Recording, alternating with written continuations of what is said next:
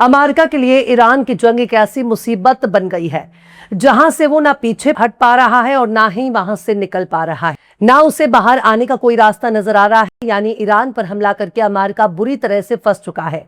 वो अपनी चड्डी भी बचाना चाहता है, अपनी नाक भी बचाना चाहता है और बाइज्जत इस जंग से लौटने की फिराक में है, पर रास्ता नजर नहीं आ रहा क्योंकि अमेरिका के एयरफोर्स की ताकत कमजोर हो चुकी है। हथियारों का गोदाम खाली होता जा रहा है, पर ट्रंप की नवाबी कम होने का नाम ही नहीं ले रही है। मतलब चड्डी फटे तो फटे पर नवाबी ना घटे। अमेरिका ईरान जंग से बाहर निकलने की कोशिश में अपना मान सम्मान सब कुछ खो चुका है, पर रास्ता नहीं मिल रहा। सलाम, नमस्ते, सत श्री अकाल। मैं हूं आपके साथ हर्षिता मिश्रा और आप देख रहे हैं टाइम्स मेल। अमेरिका ने इजरायल के झांसे में ईरान पर हमला कर दिया और जब ईरान पलटवार किया तो अमेरिका के होश ठिकाने लग गए। अब अमेरिका इस जंग से बाहर निकलना चाहता है, पर रास्ता बहुत ही धुंधला है। ट्रंप बाबू हर तरह से ईरान को झुकाने पर तुले हैं, लेकिन झुका ही नहीं पा रहे हैं। अमेरिका का अपना रसूख, अपना रुतबा और अपना वकार काफी कुछ इस जंग में गंवा चुका है। अमेरिका ईरान से निकलना तो चाहता है, लेकिन अपनी इज्जत बचाकर बाहर आना चाहता है। वो निकलते निकलते अपनी इज्जत गंवाना नहीं चाहता, जैसा उसने अफगानिस्तान से निकलते वक्त अपना मान सम्मान, इज्जत, सब कुछ अफगान के हाथ में छोड़ दिया था। ठीक वही काम अमेरिका ईरान में नहीं करना चाहता। अब अमेरिका मीडिया ने ही जानकारी दी है कि ट्रंप बाबू के मिलिट्री जनरल ईरान से बाहर निकलने के लिए रास्ता तलाश रहे हैं ताकि इस जंग से बाहर आने में मदद मिल सके। CNN ने अपने 3 सूत्रों के हवाले से खबर दी है कि बीते कुछ हफ्तों में अमेरिका के मिलिट्री जनरल डैन कैन ने निजी तौर पर ट्रंप के आला मुशीरों को यह वाजे कर दिया है कि अमेरिका को ईरान के साथ जंग से बाहर निकलने का रास्ता खोजना होगा, क्योंकि जंग को बढ़ाने के लिए मौजूद मिलिट्री ऑप्शन उल्टा पड़ सकते हैं और अकेले एयर सुप्रीमेसी से ज्यादा डोनाल्ड ट्रंप के एलानिया मकासद को हासिल करना मुमकिन नहीं है। यानी यह साफ हो गया है कि खाली पेट और खाली हथियार जंग नहीं लड़ी जाती। ट्रंप ईरान को झुकाना चाहते हैं और ईरान हथियारों से बात करना चाहता है। वो अमेरिका से झुककर तो बिल्कुल भी बात नहीं करना चाहता और अमेरिका ठहरा सुपर पावर के लिए ईरान से झुककर बात करना मंजूर नहीं, ईरान से झुककर बाहर निकलना कबूल नहीं। लिहाजा अमेरिका के मिलिट्री जनरल जंग से बाहर निकालने का रास्ता तलाश रहे हैं ताकि ट्रंप की नाक भी सही सलामत रहे और ट्रंप बाबू की चड्डी तो बिल्कुल भी ना फटे। CNN ने कहा है कि जनरल डैन कैन अकेले ऐसे शख्स नहीं हैं जो ये मानते हैं कि जंग एक फैसलाकुन मोड़ पर पहुंच गई है। सूत्रों का कहना है कि डैन कैन ने जंग को बढ़ाने के लिए मिलिट्री ऑप्शन पर चिंता जाहिर की है और CIA के डायरेक्टर विदेश मंत्री मार्को रूबियो, नायब सदर JD वैंस समेत कई अहम कैबिनेट अफसरों के साथ जंग से बाहर निकलने का रास्ते के लिए बातचीत हो रही है। CNN ने अपनी इस खबर में यह भी बताया कि ट्रंप लगातार ईरान में जमीन पर अमेरिकी फौज को उतारने की मुखालिफत कर रहे हैं। यानी वो नहीं चाहते कि अमेरिका की फौज ईरान की जमीन पर कदम रखे, बल्कि वो ये चाहते हैं कि हवाई बमबारी के जरिए ईरान को समझौता करने के लिए मजबूर किया जाए। CNN को एक सूत्र ने बताया कि जनरल कैन और ट्रंप के कैबिनेट के कई मेंबर निजी तौर पर इस नतीजे को नामुमकिन मानते हैं और इसके बजाय अमेरिकी सदर के अपने नजरिए के मुताबिक रास्ता तलाशने की कोशिश कर रहे हैं। यानी अमेरिका के जो भी मिनिस्टर्स हैं, जो भी ट्रंप के करीबी हैं, वो ट्रंप के नजरिए के खिलाफ जाकर ऐसा कोई रास्ता इख्तियार नहीं करना चाहते जिससे कि ट्रंप की मुखालिफत हो। लेकिन ट्रंप बाबू चाहते हैं कैसे भी करके ईरान पर लगातार बमबारी की जाए ताकि ईरान झुककर समझौता करने के लिए मजबूर हो जाए और फौज को अपनी असल ताकत और हैसियत के बारे में बखूबी मालूम है।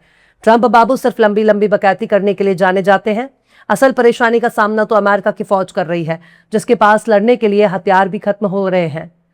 अमेरिकी मिलिट्री जनरल डैन कैन हवाई हमले के खिलाफ नजर आ रहे हैं, क्योंकि वो ये मानते हैं कि एयर सुप्रीमेसी की अपनी हदें हैं, अपनी सीमाएं हैं, अपनी कुछ लिमिटेशन है।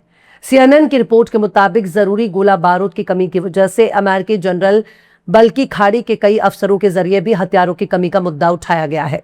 पर साहब, बात सिर्फ यहीं तक महदूद नहीं है। जंग शुरू होने से पहले भी जनरल कैन और दूसरे मिलिट्री अफसरों ने भी ट्रंप को चेतावनी दी थी। एक लंबा मिलिट्री ऑपरेशन अमेरिकी हथियारों के स्टोरेज को कम कर सकता है, खासतौर से उन हथियारों को जो इसराइल और यूक्रेन की हिमायत करते हैं। लेकिन अब सीनियर अमेरिकी मिलिट्री कमांडरों का कहना है कि गोला बारूद का स्टोरेज खतरनाक तौर से कम है, जैसा कि एक सूत्र ने पहले ही CNN को बताया था। और ट्रंप इस बात से लगातार मायूस हो रहे हैं कि यह मुद्दा ईरान के साथ बातचीत में उनकी ताकत को कमजोर दिखा सकता है। खैर, अमेरिकी मीडिया ही अमेरिका की पोल खोल रही है। साफ तौर पर कहा जाए तो ट्रंप बाबू को उनकी औकात दिखा रहे हैं। ट्रंप बाबू इसलिए अमेरिकी मीडिया से कुछ ज्यादा ही नाराज चल रहे हैं, क्योंकि अमेरिकी मीडिया काफी हद तक गोदी मीडिया बनने के लिए तैयार नहीं है। पर बात सिर्फ यहीं तक महदूद नहीं है। ट्रंप के अधिकारी आहिस्ता आहिस्ता रास्ते तलाशना चाहते हैं जिसे सांप भी मर जाए और लाठी भी ना टूटे, यानी ट्रंप की इज्जत भी बच जाए और ट्रंप उसे सियासी तौर पर अपनी बड़ी जीत बताकर अमेरिकियों के सामने पेश कर सके ताकि उनका अपना सियासी रुतबा बरकरार रहे। वहीं अमेरिका ईरान को बड़ा नुकसान पहुंचाने के लिए टैक्टिकल न्यूक्लियर हथियार बनाने पर जोर दे रहा है।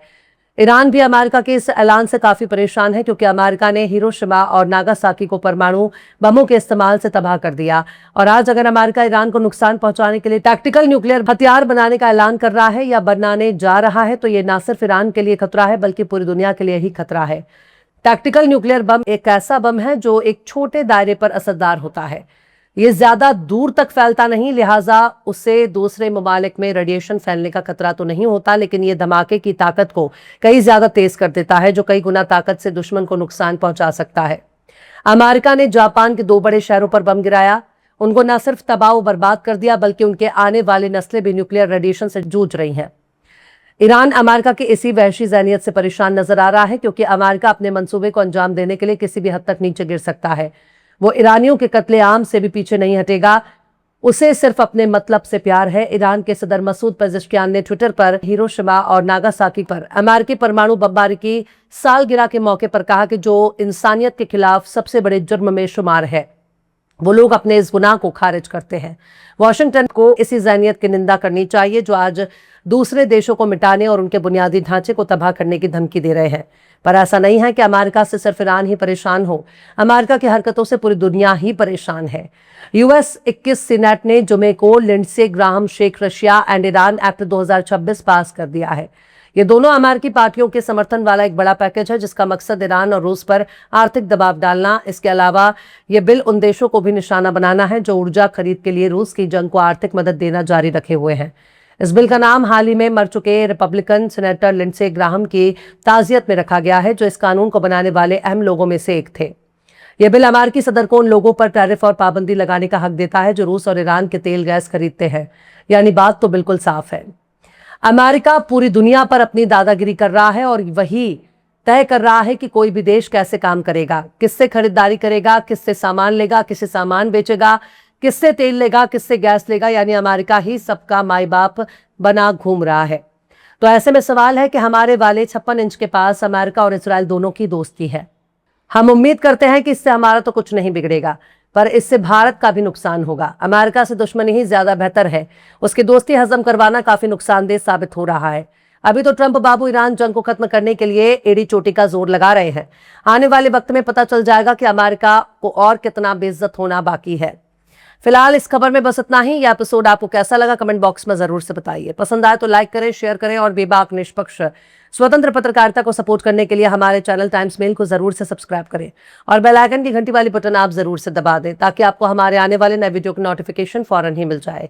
फिर मिलते हैं किसी और वीडियो में एक नई खबर के साथ। हर्षिता मिश्रा को दीजिए इजाजत। जय हिंद। अगर अभी तक आपने हमारे चैनल टाइम्स मेल को सब्सक्राइब नहीं किया है तो जल्दी से सब्सक्राइब कर दें और बेल आइकन भी प्रेस कर दें।